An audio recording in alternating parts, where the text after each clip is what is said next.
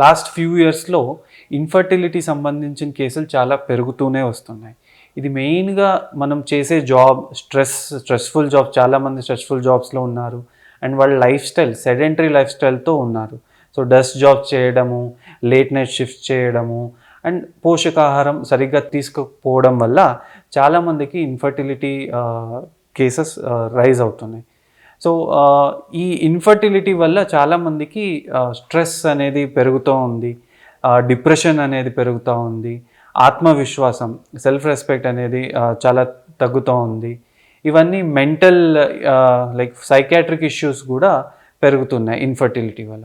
So మనం ఎప్పుడైతే infertility ఉందో సరైన టెస్టులు చేయించుకోవడం, వెంటనే దానికి ట్రీట్మెంట్ తీసుకోవడం వల్ల ఇవన్నీ సైకాట్రిక్ ఇష్యూస్ అండ్ స్ట్రెస్ని చాలా వరకు మనం తగ్గించుకోవచ్చు.